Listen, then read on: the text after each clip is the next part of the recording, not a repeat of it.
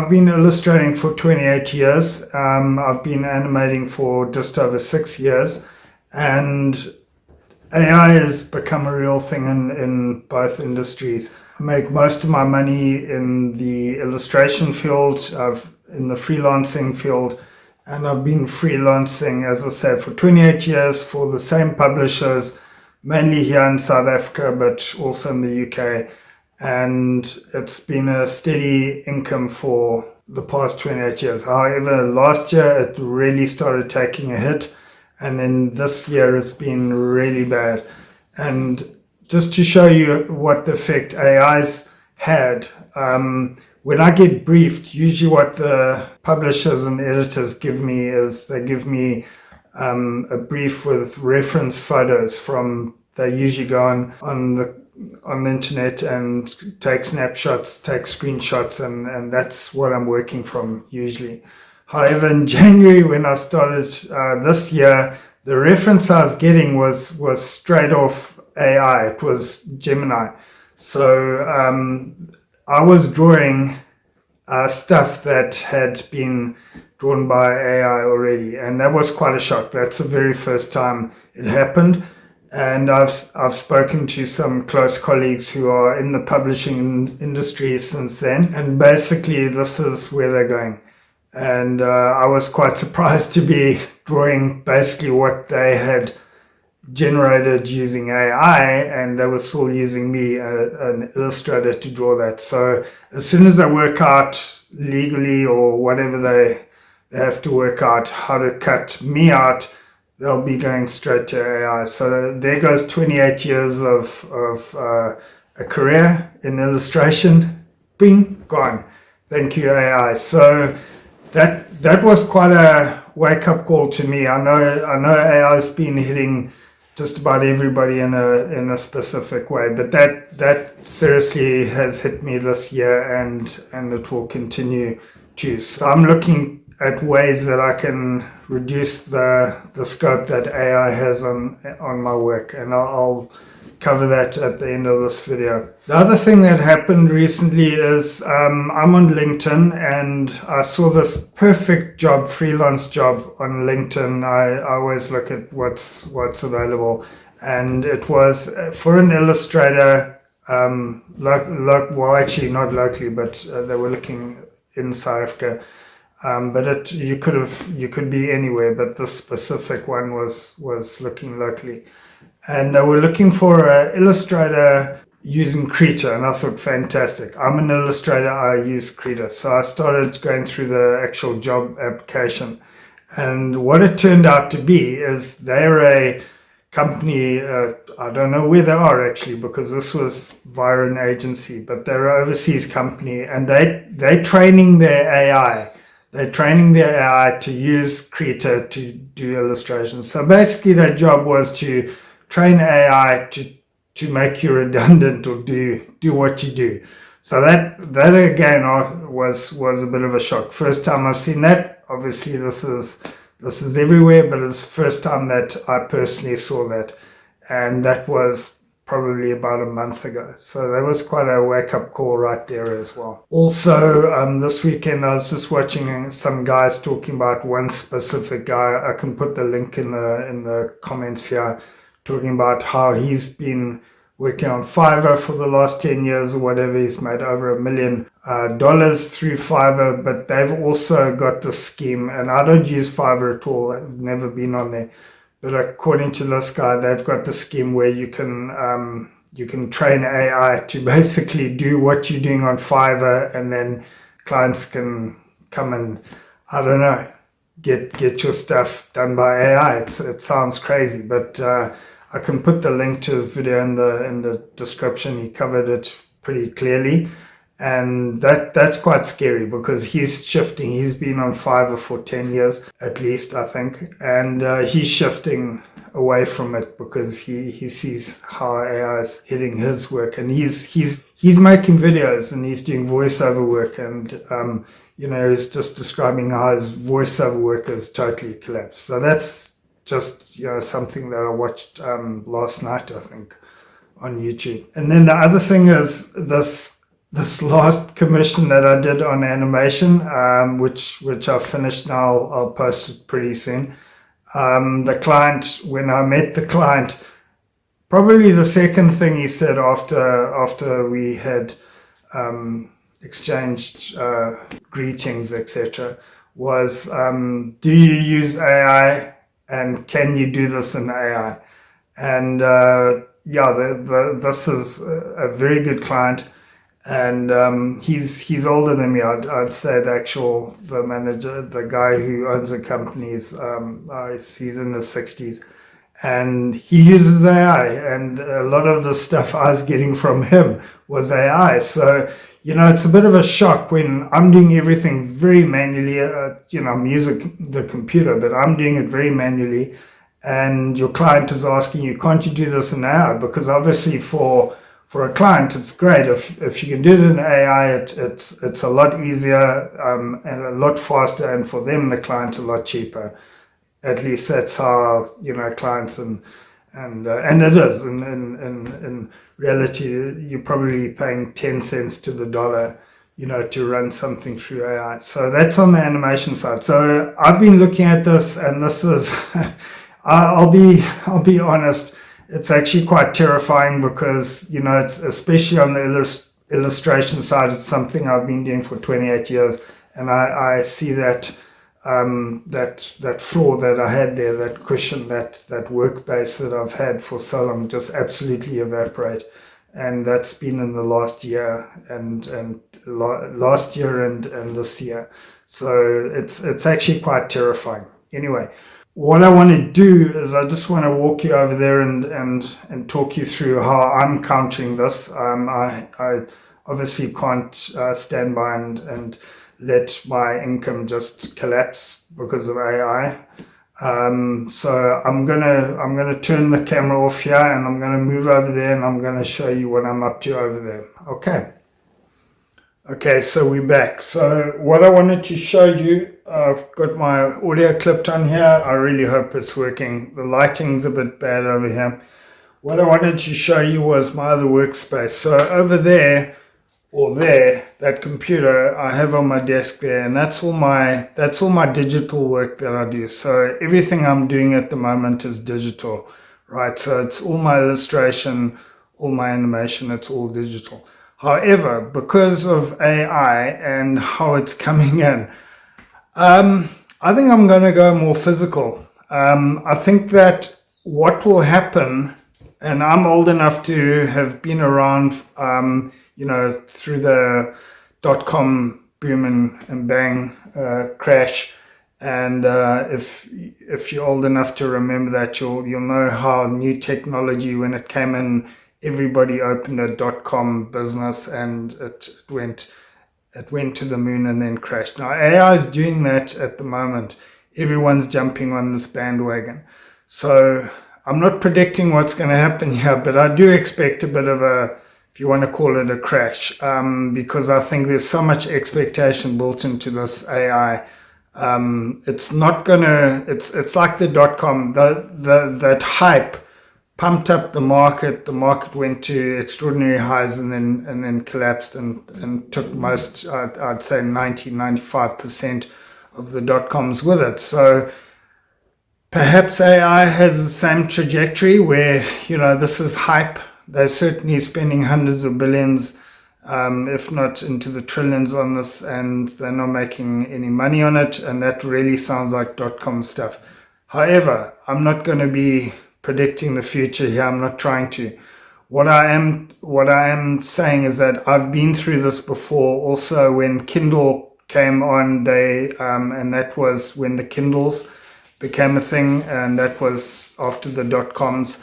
Sorry, that's a dog scratching over here. Stop scratching. It's Hudson again. He always wants to be in on the scene.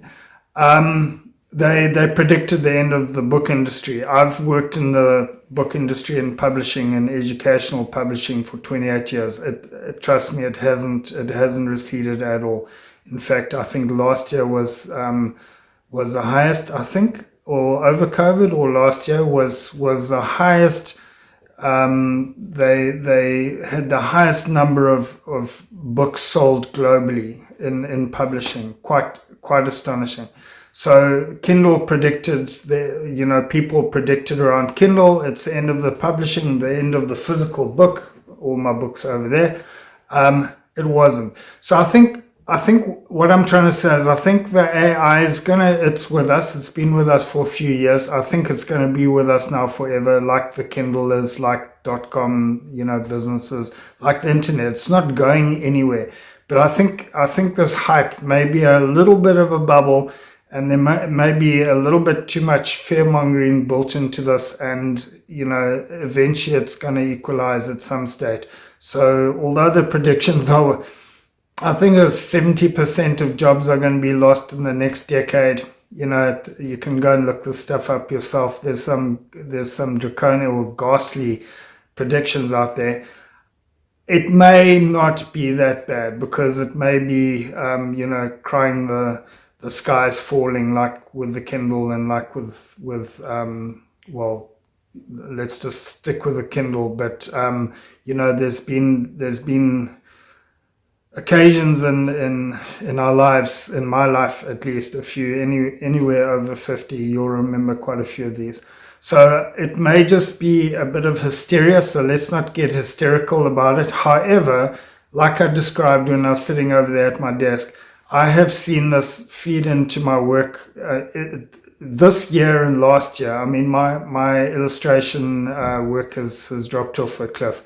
So I'm busy looking at ways that I can AI proof myself. Sorry, the one little story that I forgot to mention was when I was talking about this with one of my editor/publisher friends, which she's an old friend. We go back 25 years.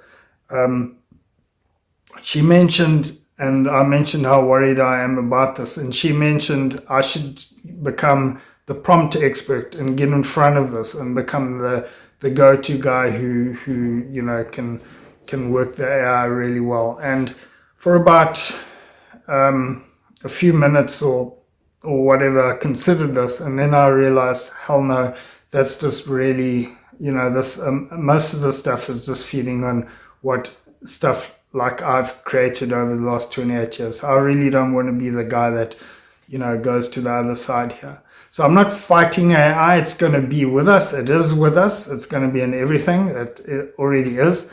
What I'm trying to do is the work that it's going to be taking, work that I've been doing for 28 years, and the work, the animation work going forward, I'm going to try and AI proof what I'm doing. So how am I going to do that? Well, he's settled down. Well, what I'm going to do is I'm going to make, going forward, with the animation, I'm doing it all in 2D. It's all hand drawn. However, it's obviously on the computer. But as much as I can, I'm going to do animation as handmade as possible. In fact, I might have shown you this a little while ago. I've got one of these little desktop light tables. It turns off there, yeah. And I've been playing with this thing. If it means I have to go Aaron Blaze and go to paper, that's what I'm going to have to do. Because, and I'll tell you why. It's not going against the technology. It's just that I think the more technology, and AI is really, they're calling it the AI slop. AI is really going to make this, I think, more and more appealing or apparent, is the human touch wherever. So we're going to be dealing with computer versions of reality more and more. So if you want to stand out in whatever industry you're in, the more human you are, the more you're going to stand out. This is how I see this going forward. So I'm going to implement that in as many ways in my work. In the illustration, if I have to go back to pens and paper, just to have that hand-drawn look, whatever. It's not my style. I've been very technical. I've been using lots of technical drawing skills. But if that's what I have to do, that's what I have to do. And the same with the animation. So I won't be going with this AI. I won't be using it in my work. I'll be countering it by being more human, because I think that's how you're going to stand out in this future that we're moving into. So the other thing that I'm going to be doing is, and that's why we're over here, and I've already started doing it, I'm looking ahead to, well, what can AI not do? And there are quite a few things it can't do. It's I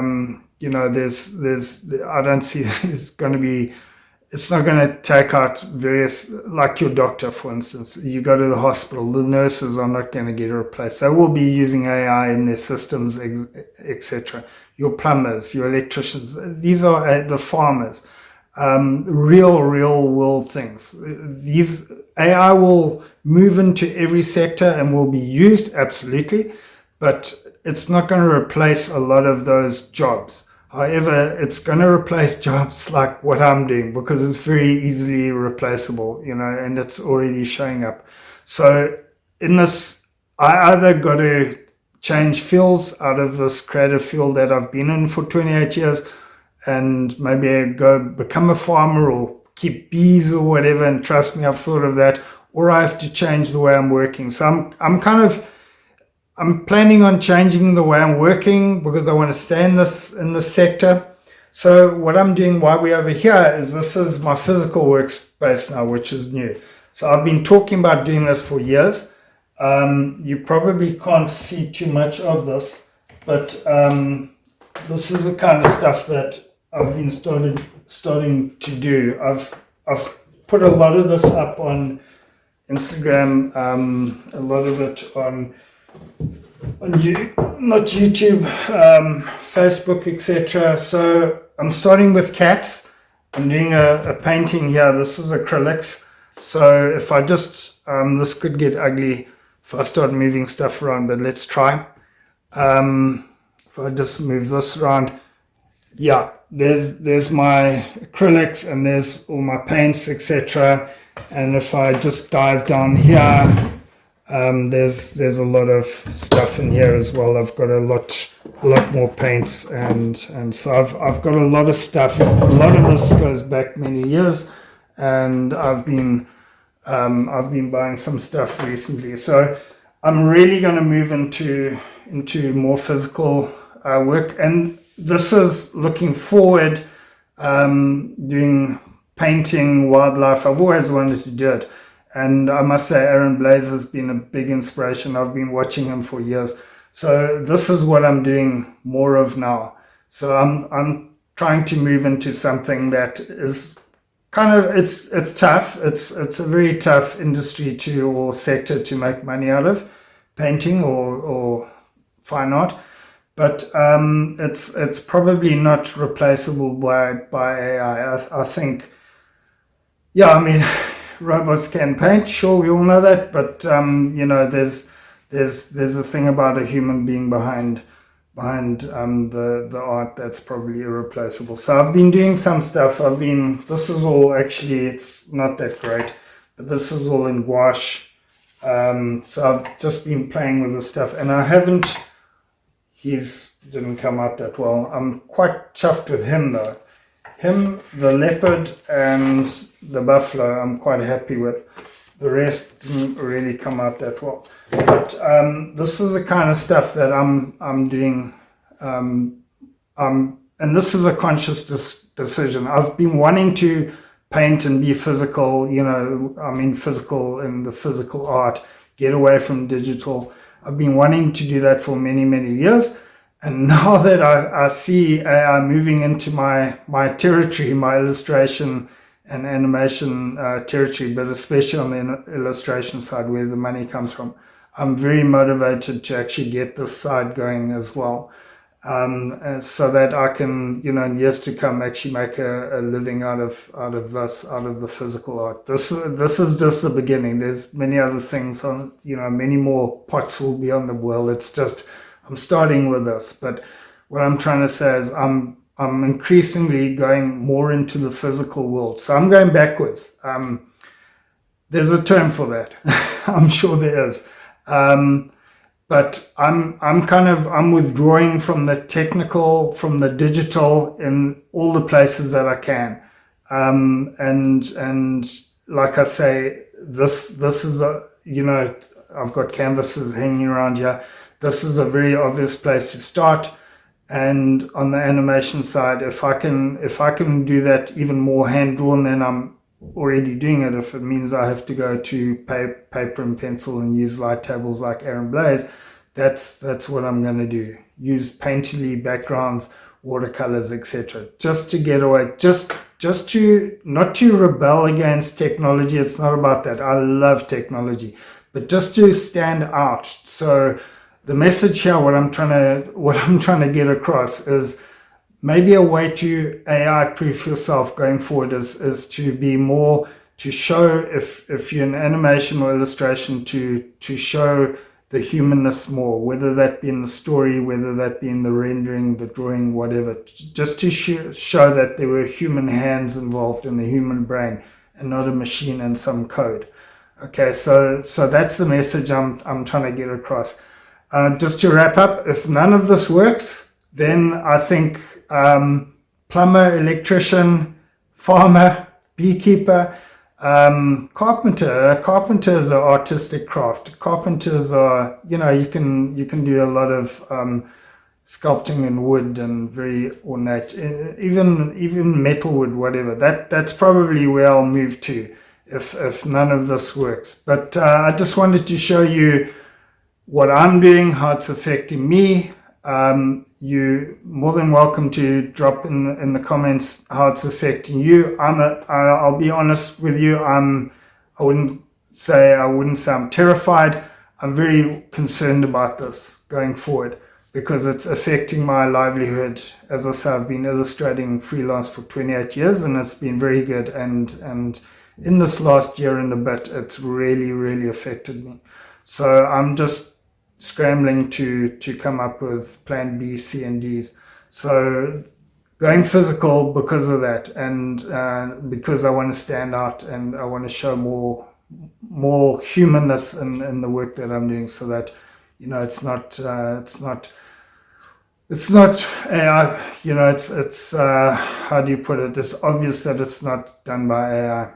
Okay, so guys, as I say, if you resonate with this, if any of this is affecting you like it's affecting me, drop some words in the comment section, and we'll talk about this more in depth, I'm sure, going forward. This won't be the end of this. Guys, thanks very much once again for dropping into my animation channel. I really appreciate it. Keep animating out there, keep creating. And I hope I'll see you around here again real soon. All the best. Bye.